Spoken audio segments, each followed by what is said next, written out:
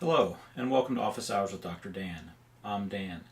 This is the first video on the channel aimed primarily at professors and teaching assistants, so it's tradition that the beginning videos are supposed to be a little biographical in nature and give an indication of what topics are going to be covered in future videos. So as far as the biographical information goes, I'm taking some time to include that so you can get an understanding of what my life experiences have been and use that to determine whether my advice is worthy of your consideration. There's plenty of advice out there, and it's up to you to kind of filter through all the different channels and different opinions to see what will work for you.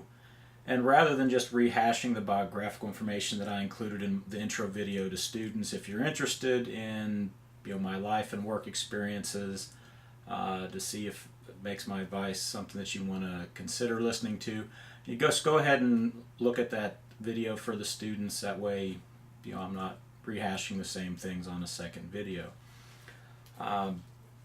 Again, this videos on this part of the channel, the playlist, if you will, for the professors and TAs, is primarily geared towards professors because that's what I was. But a lot of the advice will be helpful to teaching assistants as well.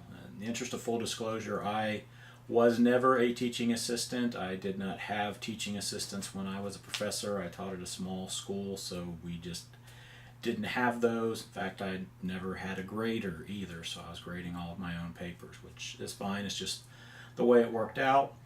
And also, as far as the videos go, these are one-take videos. I'm not going to do a lot of editing, if any editing on them. It's all a matter of just trying to get information out there to people who may find the information useful. So again, for my biographical information, if you're interested in it, go take a look at the introduction to the channel for students, and the first 10 minutes or so of that video will cover my work experience.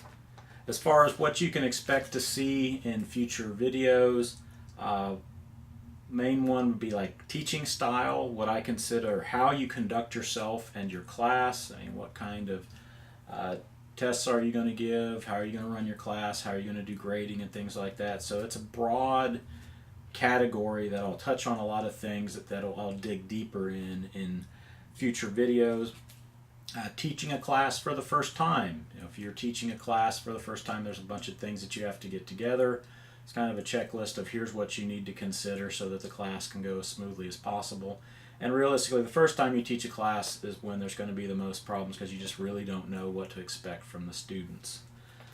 Finding a mentor.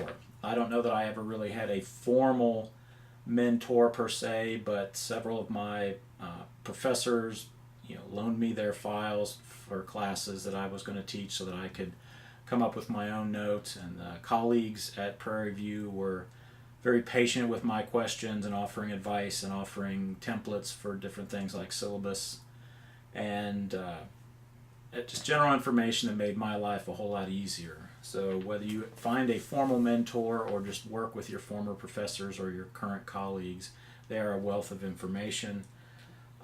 Writing or not writing letters of recommendation. At some point in your career, you're going to be asked to write letters of recommendation, and quite frankly, you may not be able to write a good letter on a student because they weren't a good student. They didn't come to class, they didn't do well in your class, so it's important to be able to say tactfully that no, I'm not the best person to write a letter for you, and if you are going to write a letter, some ideas on what to include in those letters.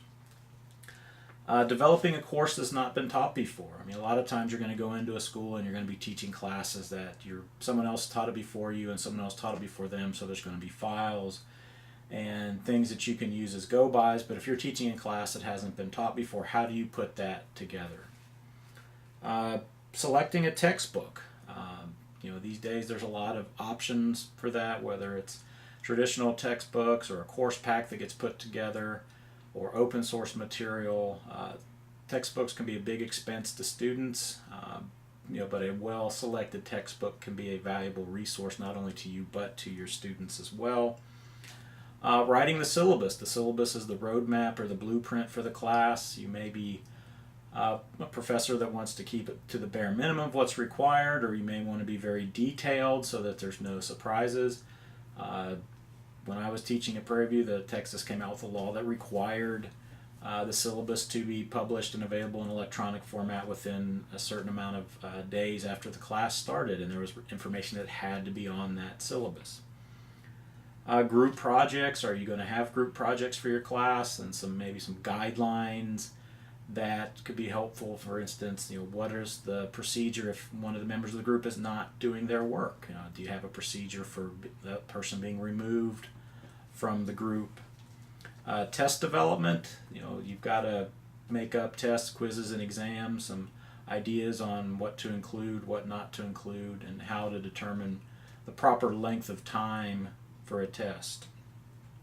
Grading, a lot of different ways you can compute final grades and grade the actual work in the class. So grades are important to students. It's important that you have a defined metric on how you're going to do grading and make that available to the students. So there aren't surprises. The more times people are surprised by something, the more apt there is to be problems. Laboratory component of a class. If you're teaching a laboratory component, or if your teaching assistants are conducting the labs, what are some things that you need to consider when you have a lab component so that everything goes smoothly? Academic dishonesty or cheating, unfortunately that's something that can occur, and it's a professor's job to keep that to a minimum during tests, and that may mean sitting in the back of the room, that may mean walking around, that may mean having your teaching assistants walking around with you. If you have a class that's 500 students, it's tough for one person to keep an eye on everybody. It's like we all would love to trust our students, and it's like, oh well, our school has an honor code. It's like, well, we have laws and people still break those laws. Just having an honor code doesn't mean that students aren't going to break that honor code. And then an adjunct versus full-time professor, because I was an adjunct professor the entire 5 years that I was teaching, and there are differences in expectations between an adjunct and a full-time professor that we'll talk about. So that's what you can look forward to as we go forward into the future with the different videos. So hopefully they'll be useful to you. So take care until next time.